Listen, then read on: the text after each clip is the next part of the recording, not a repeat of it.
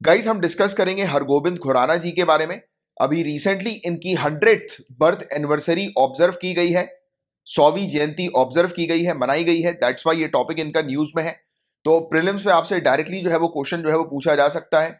हरगोबिंद खुराना जी की रिसर्च से रिलेटेड की किस किस फील्ड में इन्होंने रिसर्च कंडक्ट करी थी, इनके क्या कॉन्ट्रीब्यूशन है साइंस की फील्ड में, राइट। तो ये पूरी चीज अभी हम लोग डिस्कस करेंगे, राइट।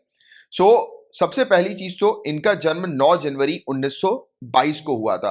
कहां पर? रायपुर में। अब ये रायपुर छत्तीसगढ़ वाले रायपुर की बात नहीं हो रही है। जैसा कि आप जानते हैं कि एक हैदराबाद हम लोग को इंडिया में देखने को मिलता है और एक पाकिस्तान में देखने को मिलता है।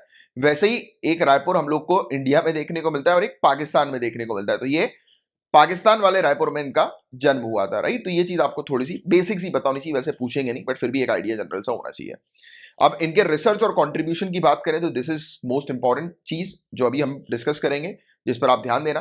तो न्यूक्लिक एसिड पर रिसर्च इन्होंने शुरू करी। मतलब सबसे पहली जो इनकी रिसर्च थी वो न्यूक्लिक एसिड पर थी और यूनिवर्सिटी ऑफ कैम्ब्रिज में इन्होंने रिसर्च करी थी 1951 के दौरान।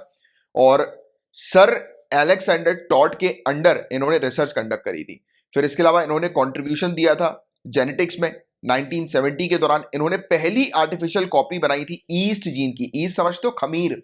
तो खमीर के जीन की पहली आर्टिफिशियल कॉपी जो है वो इनके द्वारा सिंथेसाइज की गई थी। फिर बाद में जाकर इन्होंने रिसर्च कंडक्ट करी मॉलिक्यूलर मैकेनिज्म पर। इन्होंने क्या चीज अंडरलाइन करी कि cell signalling pathways of vision vision in vertebrates. तो वर्टिब्रेटों के अंदर, वर्टिब्रेट्स में इन्होंने क्या चीज जो है वो बताई, क्या चीज को हाईलाइट किया कि किस प्रकार से सेल एक पाथवे बनाता है, सेल किस प्रकार से मूवमेंट करता है, कैसे उसका पाथवे रहता है और उस पाथवे को वो कैसे फॉलो करता है। तो इस चीज को इन्होंने एक्सप्लेन करने की कोशिश करी। गाइज मेनली इनकी स्टडीज जो जुड़ी हुई हैं प्राइमरली स्ट्रक्चर और फंक्शन ऑफ रोडोप्सिन से जुड़ी हुई थी। रोडोप्सिन, रोडोप्सिन गाइज एक लाइट सेंसिटिव प्रोटीन हम लोग को देखने को मिलता है जो कि वर्टिब्रेट आई की रेटिना पर हम लोग को नजर आता है, राइट। आई, आंखों की रेटिना पर हम लोग को ये प्रोटीन नजर आता है, रोडोप्सिन। तो ये पॉइंट आप थोड़ा सा ध्यान में रखिएगा। और इन्होंने इन्वेस्टिगेट किया म्यूटेशन को कि किस प्रकार से रोडोप्सिन में म्यूटेशन होता है और ये म्यूटेशन किससे एसोसिएटेड है? रेटिनिटिस पिगमेंटोसा से, जो कि नाइट ब्लाइंडनेस का कारण है। नाइट ब्लाइंडनेस का क्या कारण है? रेटिनिटिस पिगमेंटोसा। तो देखो क्या हो सकता है, आपसे क्वेश्चन इस टाइप से भी बन सकते हैं। रोडोप्सिन, बताइए रोडोस्पिन जो है वो कहां पर होता है? तो आंख, आपको आंख ध्यान में रखना है, आंखों में होता है। और साथ ही साथ ये रोडोस्पिन जो है वो किस चीज से एसोसिएटेड है? नाइट ब्लाइंडनेस यानी कि रेटिनिटिस पिगमेंटोसा से एसोसिएटेड है। रेटिनिटिस पिगमेंटोसा, तो ये भी चीज ध्यान में रखना। कभी कभी क्वेश्चन ये भी आ सकता है कि रेटिनिटिस पिगमेंटोसा जो है वो है क्या, तो इसके कारण नाइट ब्लाइंडनेस हो जाती है, राइट, लोगों को दिखता नहीं है, राइट। इस चीज के कारण, रेटिनिटिस पिगमेंटोसा के कारण। वेरी इंपॉर्टेंट पॉइंट, बार बार मैंने रिपीट इसलिए किया कि ये चीज याद रखो आप। और इनको कौन से पुरस्कार जो है वो और सम्मान मिले हैं? तो 1968 में नोबेल प्राइज फॉर फिजियोलॉजी या फिर मेडिसिन इनको मिला है।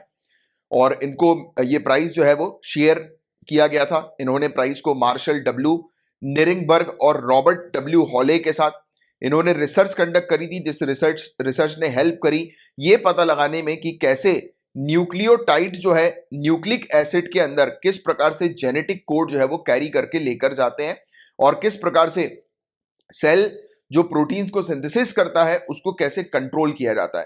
Control the cell synthesis of protein, right. तो मतलब कुल मिलाकर बात यह है कि जो जीन्स जो होते हैं ना, जेनेटिक कोड्स वगैरह, आपको जेनेटिक्स के बारे में पता होगा, जीन्स के बारे में पता होगा, राइट। जैसे कि पेरेंट्स से जीन्स जो होते हैं वो बेबीज में ट्रांसफर होते हैं। तो ये किस प्रकार से ये ट्रांसफर होते हैं, किस प्रकार से ये जीन्स जो है वो आगे बढ़ते हैं, राइट। मतलब ये जो न्यूक्लियोटाइड्स जो होते हैं न्यूक्लिक एसिड के अंदर, कैसे ये जेनेटिक कोड को सेल पर ले जाते हैं।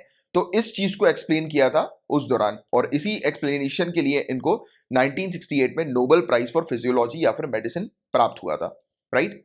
क्लियर है यहां तक बातें?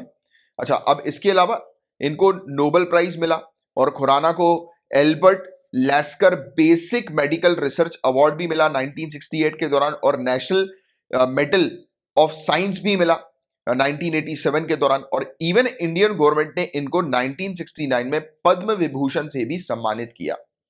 तो ये कुछ पॉइंट्स हैं गाइस, इनसे रिलेटेड याद रखिएगा। एक famous scientist researcher, right, Hargobind Khorana. याद रखना है आपको, match the following, choose the correct pair जैसे जो क्वेश्चंस होते हैं ना, तो उसमें ये इस तरीके के टॉपिक्स अक्सर पूछ लिए जाते हैं, राइट?